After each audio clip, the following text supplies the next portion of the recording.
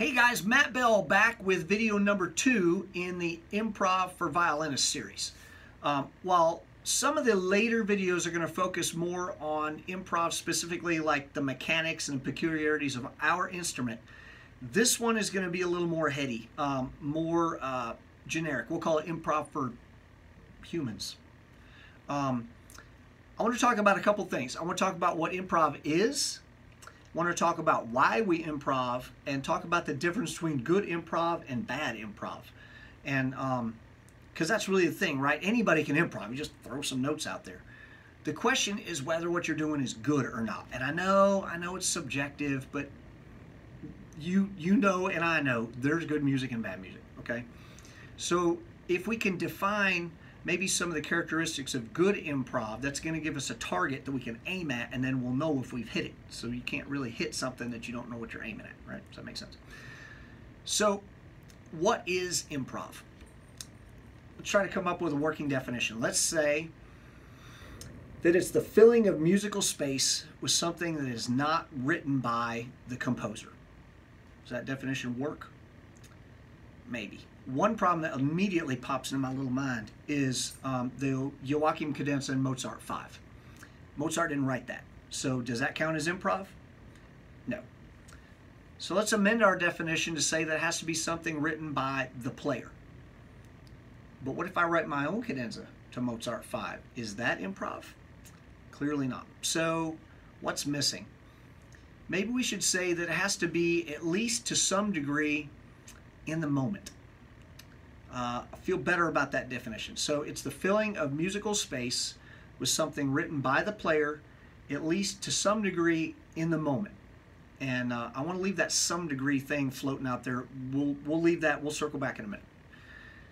Second question is, first one is what is improv? Second one is why do we improv?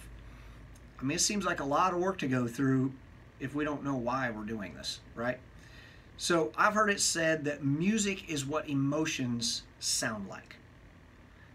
So music should connect with people on an emotional and visceral level. Now with pre-written music, there is some leeway for the artist to interpret that work, right? But it's sort of out on the edges.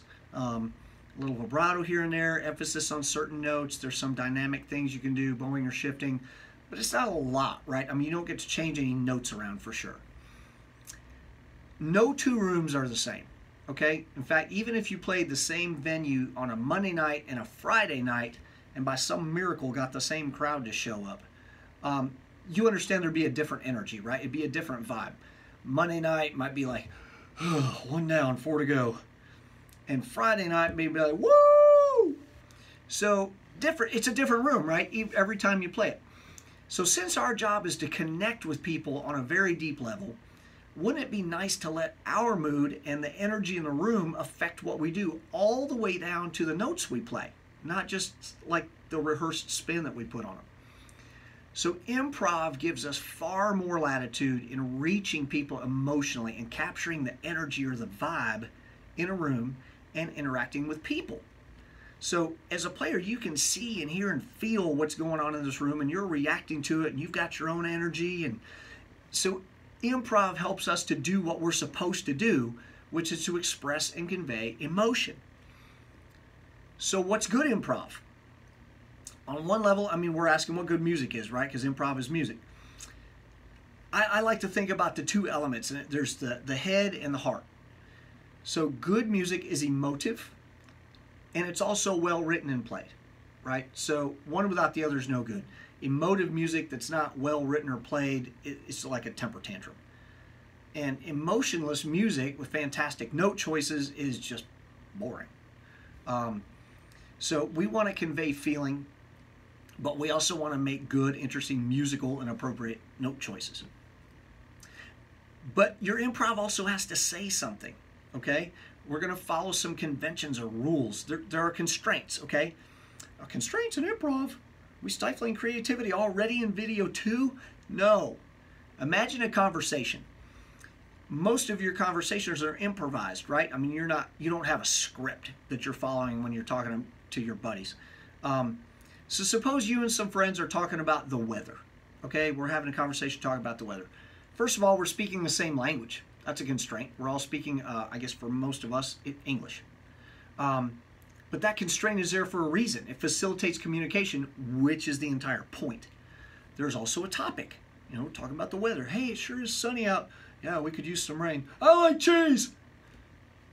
That was improvised, but it didn't really fit with what was being said, right? So we know that's bad conversation. So the musical equivalent to that is bad improv, right? In conversation, there's an ebb and a flow. There are questions and answers. We have a language and a topic. In good improv, we have a key, we have a style, we have direction. There's a point to what we're playing. We're not just barfing notes into space. So we will spend the next couple weeks equipping you to tell the difference between good improv and bad improv. I'll give you some tools, not just general musical tools, though there will be some of that, but also some that are specific to the violin and how it's played. Next week, we're going to get very specific about that. There are two types of players that I'm targeting here. One is the player who can play the page, and I've got a couple of people like that in mind. Amazingly talented players, but you're like, hey, why don't you throw a solo to Wagon Wheel? And they go, you know, they're afraid of playing something like, I like cheese, when the Western band's playing something about the weather, right? It's not that you can't throw some notes out. Anybody throw some notes out. But these players that are hesitant to improv because they've never really done it, they're afraid of playing something stupid, okay? They don't even know where to start. So that's one group of player. The second group of player is the one who can play by ear and just sort of plays whatever pops into their head. So they're comfortable with improv, but if they're honest with themselves, they'll admit that all these solos are starting to sound a lot alike. Okay, they need a bigger vocabulary. I can definitely help both kinds of players. I respect both kinds of players. I have been both kinds of players, and it's been a long road to where I am. And it's not. I'm nowhere near the end of this road. There isn't an end to this road. We're all at various points on the road. So I don't want you to think that I'm coming to this from the perspective of a guy who's definitely figured improv all the way out. Because if you think you figured improv out, you haven't. So let's circle back to our working definition. That it's the filling of musical space with something written by the player, at least to some degree, in the moment. Okay, let's address that some degree part. One of the greatest myths of improv, and one that I believe for a long time, is that every phrase you hear in a great solo is completely constructed in the moment, that no planning or practice went into that. It's a lie. Hear me, it's a lie. Okay, to some extent, it's a little true. You're going to hear phrases that the player is playing for the very first time. Okay, they're truly inspired by the moment itself, and they only exist in that moment. But you're going to hear a couple of other kinds of phrases too. One is the kind that just sort of rolls off the tongue. It's a stock phrase that this player sort of has in there. It's a lick that they don't remember writing. It falls out of my fingers, okay? The other one, the other type, is one that's carefully and deliberately constructed in the practice room. The first kind is really organic, and it gives you a window into the artist's heart. It's a lick that just falls out of my head, falls out of my fingers. The second one tends to be a little more musically interesting, the one that is carefully constructed. It gives you a window into the artist's mind. And both of those are important. We want to have a good mind and a good heart. Good music reaches both places. So in the upcoming videos, we're going to talk about both kinds of licks and how those get written and used, okay? So notice also that I'm talking about phrases and licks, not notes. When you listen to a speaker, are you thinking more about their sentences or the individual words? Does a good speaker almost transcend individual words? Like you're thinking, gosh, did he ever use the word individual in that? You get to where you don't even think much about the particular words, but you're thinking about the overall message, the arc of this whole thing that they're saying. That's a good speaker. Okay, so a good improviser is one that you're not thinking, gosh, did he ever play a 13 in there? No, you're thinking more about, gosh, that really was a moving and interesting solo. So that's where we want to get with improv, where we're learning how to choose notes, and then we're going to put those notes together into licks. And then it'll be how to string those licks together into a solo that is interesting, moving, coherent. It says something, has a direction. We got a long journey together, okay? I'm excited about this. Each week I'm going to try to give some homework. If you're interested in improv, it's probably because you listen to music that has improv in it. So I want you to listen to some of your favorite solos this week and analyze them a little bit. Listen for ebb, flow, direction, and how they move, just the overall arc of this whole solo. I want you to listen for 3 elements: rhythm, dynamics, and pitch. So we can grow and shrink with each of those 3. Imagine with rhythm, if I'm trying to build the solo and let it go, maybe I'll start with long notes.